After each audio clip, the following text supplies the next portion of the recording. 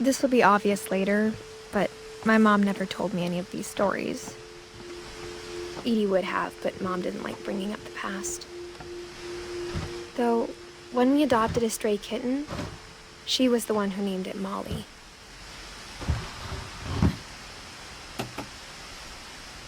I spent a lot of time in Great-Grandma Edie's room.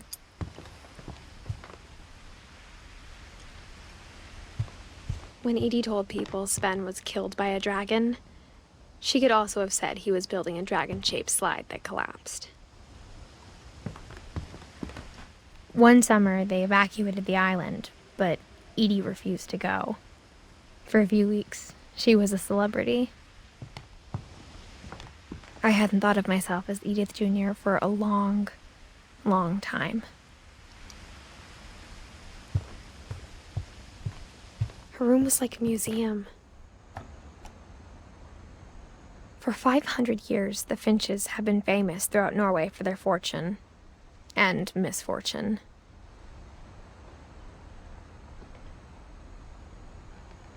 Odin Finch buries the latest victims of the family curse, his wife Ingeborg and their newborn son, Johan.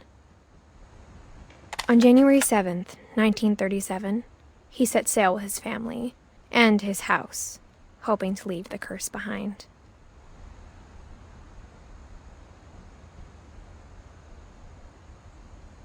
But 40-foot waves off the coast of Washington send the house and Odin to the bottom of the sea.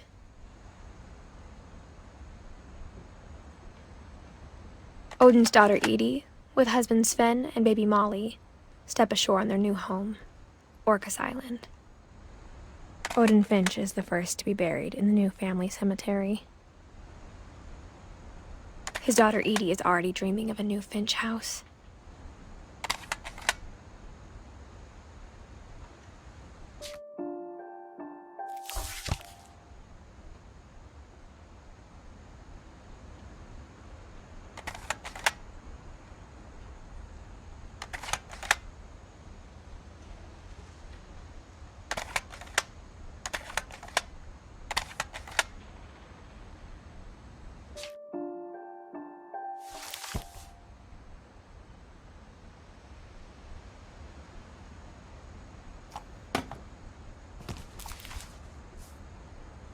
Whatever's wrong with this family, it goes back a long ways.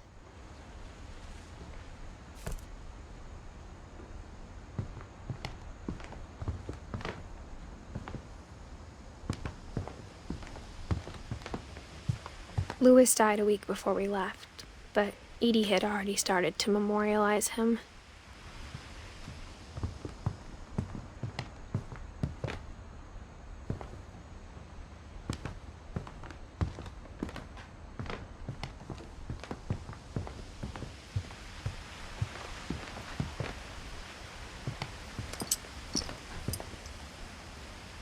Edie knit me a new pair of gloves every year, just in time to replace the old ones.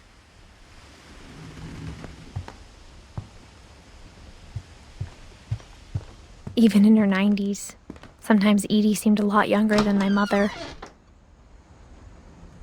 The only trace Grandpa Sam's first wife Kay left on the house was the pink bathroom. It was a pretty big trace.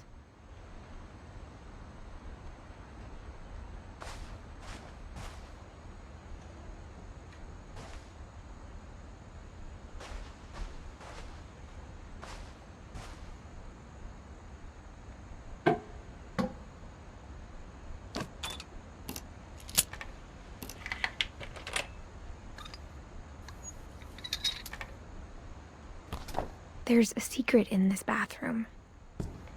It's in the last place you would look. It isn't in the cupboard. It's hidden in this book.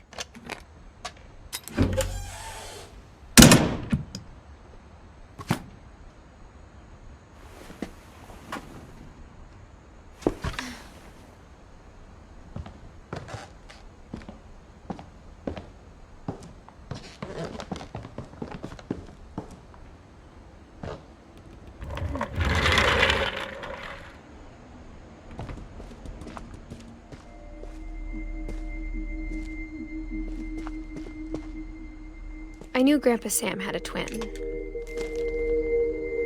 and that he never talked about him.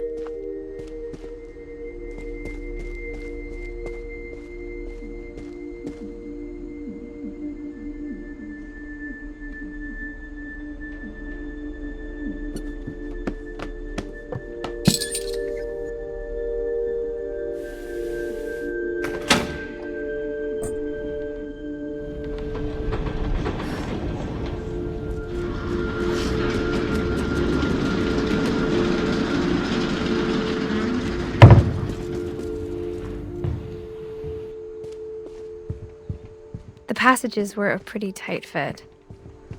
They'd obviously been built for smaller hands and bellies.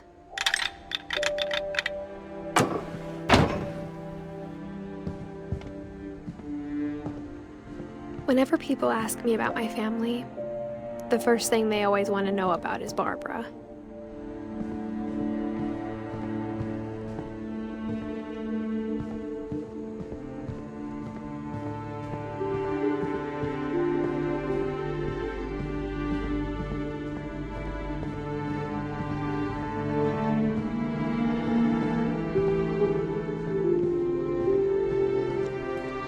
Mom must have locked the third floor stairs on the night we left.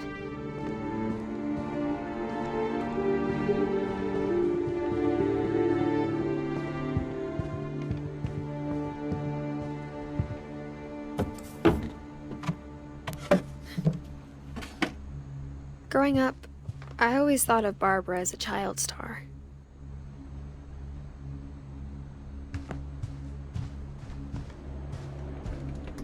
I never thought about how hard it must have been for her afterwards.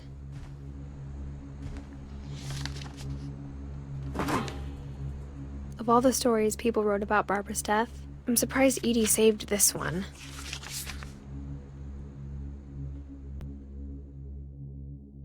Old Jack here with another ghastly tale inspired by America's most unfortunate family. I'm calling it The Surprise Ending of Barbara Finch. As a child star, Barbara was famous for her scream. Now at 16, she was all washed up, a has-been. But in a lucky break, she'd been asked to perform her signature scream at a local convention for monster movie fans. It was just the boost her career needed. Unfortunately, her scream hadn't aged well. Getting better. I think you just need the right motivation. Her biggest fan and current boyfriend, Rick, was about to demonstrate when... Now that was a great scream. It was Barbara's father, Sven. He'd slipped into a table saw and had to be rushed to the emergency room. So Barbara got stuck babysitting her youngest brother, Walter. Her convention comeback was cancelled. Okay, I'm hearing frustration, but I'm not hearing terror. What if I tried... A gang of hoodlums in Halloween masks have been terrorizing Orcas Island tonight. Police are urging residents to... That came from the basement. You're right! Also, I loved your delivery on that. Why is your basement door locked?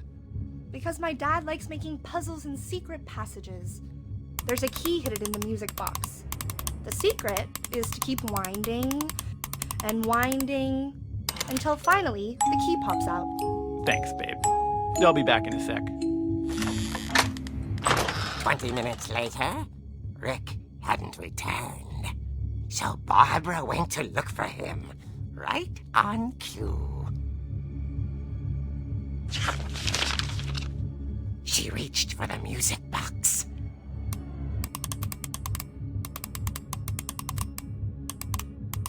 And as she wound the key, she listened for Rick, but the house was silent.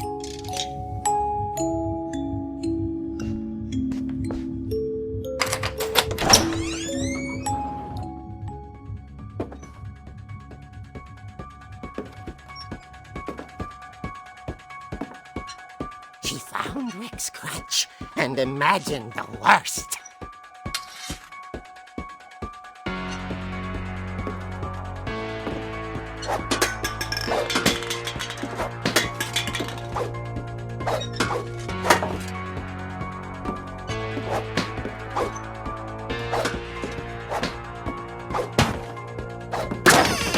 The gang's leader is the infamous Hookman killer, Dr. Carl Hamill, who impaled and then ate his family 10 years ago tonight. The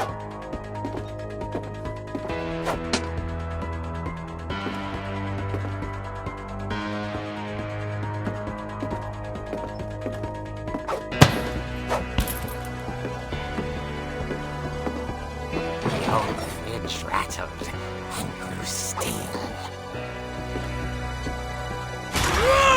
Oh dear!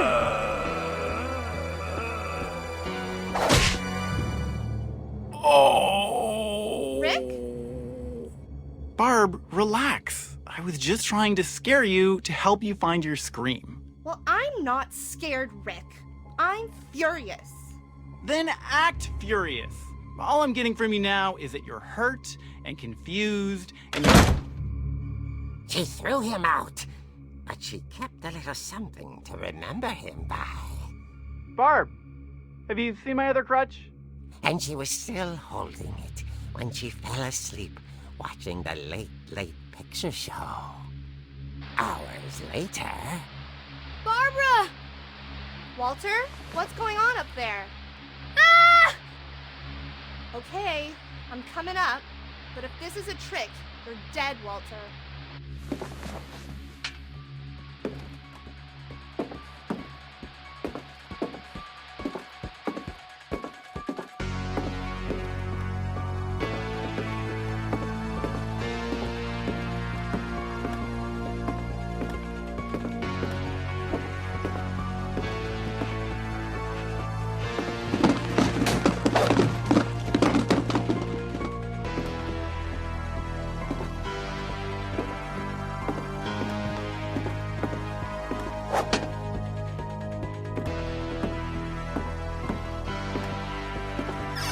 Walter, are you there? Walter had vanished, but his bedside radio was still on. Orcas Island police describe the man as 6 feet tall, with a steel hook for a hand. Residents are urged to lock all doors and windows and notify the police of any suspicious activity. Barbara turned, saw the hookman, and was speechless. He was quite smashing. And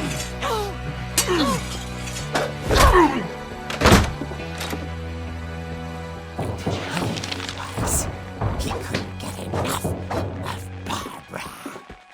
Okay, Barbara, there's gotta be another way out of here.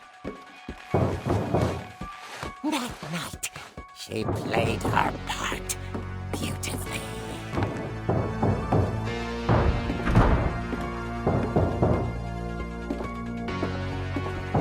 She thought about abandoning Walter, but just couldn't do it. Molly's door hadn't been opened in years. The hinges groaned.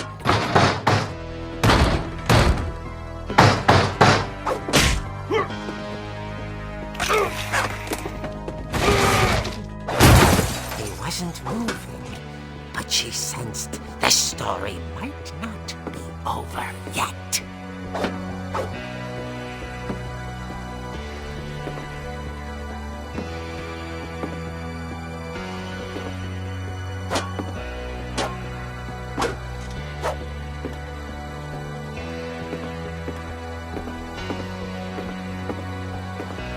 The hookman had vanished. She listened for his breathing, but all she heard was...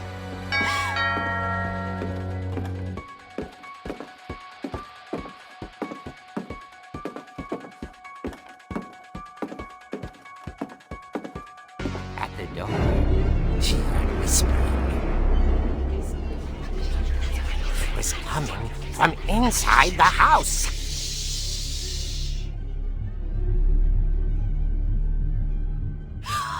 Oh dear.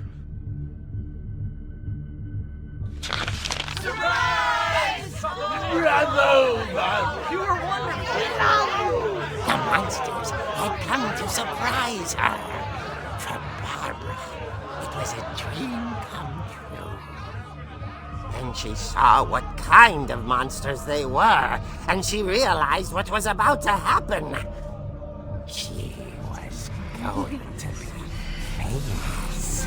And with her final breath, Barbara Finch gave the performance of her life.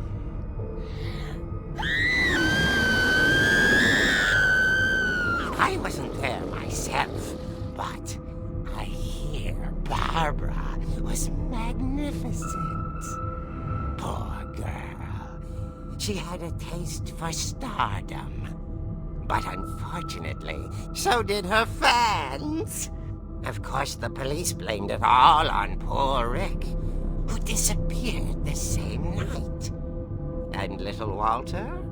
Hiding under his bed the whole time. He took it all pretty hard, but that's another story. As for Barbara, tucked inside the music box is all they ever found of her. Her ear. Now that's what I call a real eerie tale.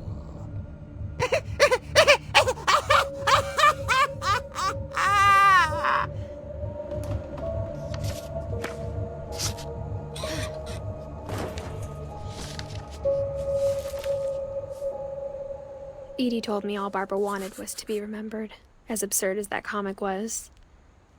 Maybe what Edie saw was a happy ending.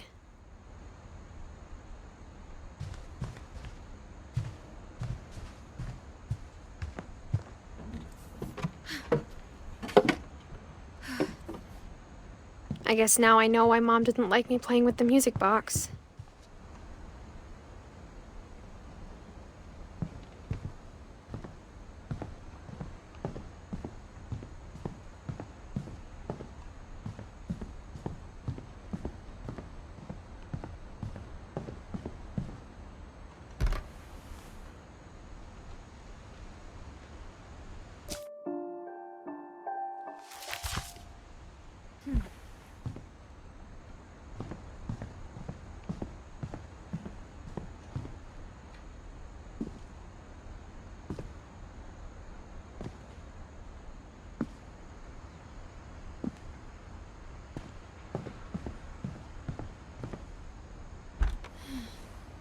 Edie told me once that every Finch who ever lived is buried somewhere in the library.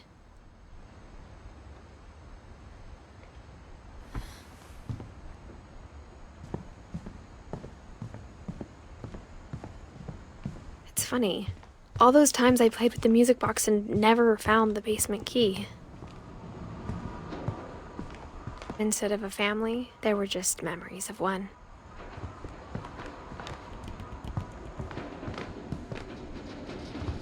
After Lewis started working at the cannery, we all got pretty sick of salmon. Except our cat, Molly.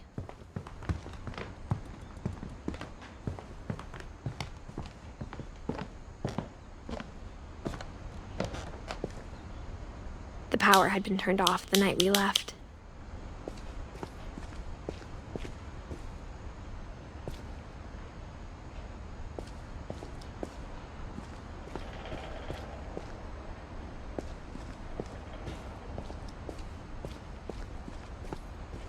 I wonder if that comic was right about there being a key inside the music box near the basement.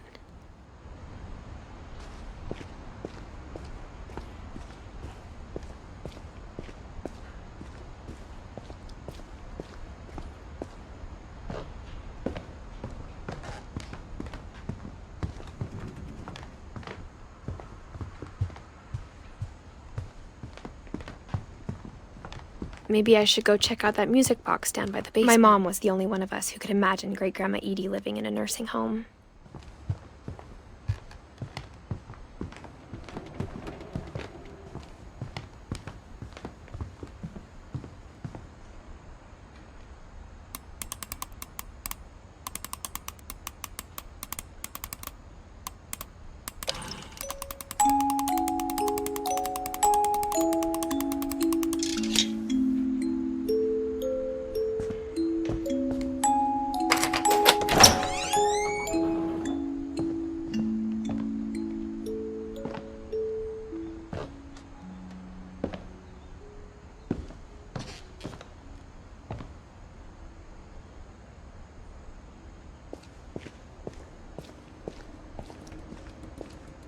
Mom said the basement was off limits, unless I wanted another tetanus shot.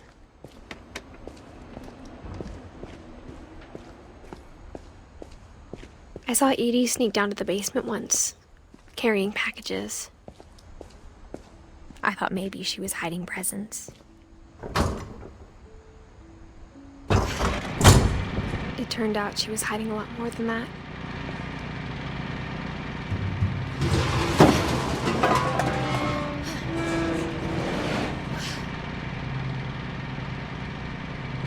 I remember asking Mom once about where Walter had gone. She said after Barbara died, he got as far away as he could. If there's a pattern in all these stories, I think it's that none of us has gotten very far.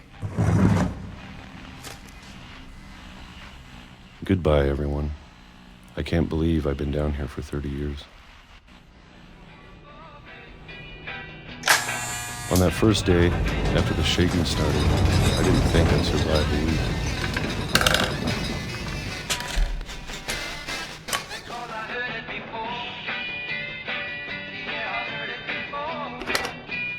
But after a few days, I settled into a routine. That's what kept me sane. Having a schedule, living for today. I always expected to be dead tomorrow. But if you wait long enough, you get used to anything.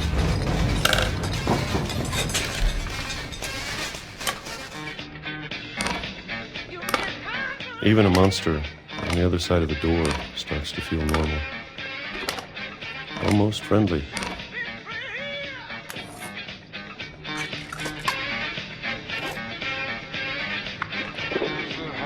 And then one day, everything just stopped. Whatever that thing was, it was gone. Maybe it got tired of waiting. Or maybe I just got tired of being afraid.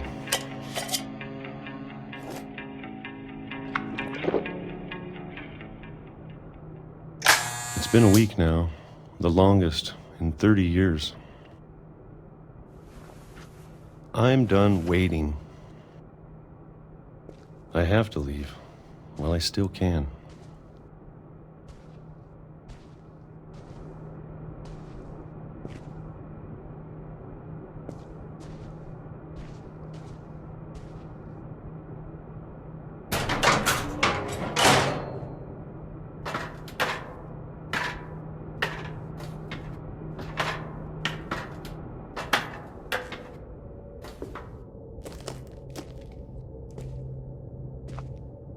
I know it's out there, somewhere.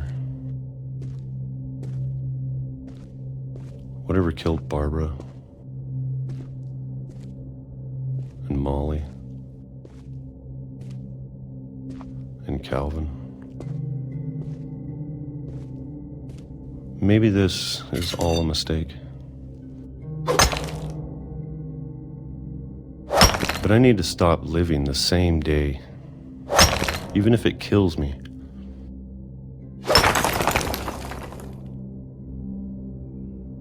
Whatever's out there, I want you to know I'm ready for it. I'm going to appreciate all of it, especially the food. I don't mind if I only have a year left, or a month, or a single week. I'd be happy with one new day.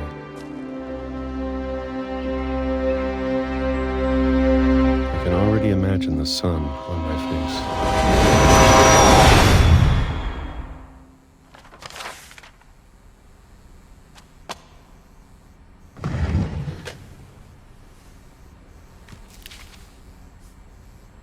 Walter died when I was 6. I can't believe my mom never told me he was down here.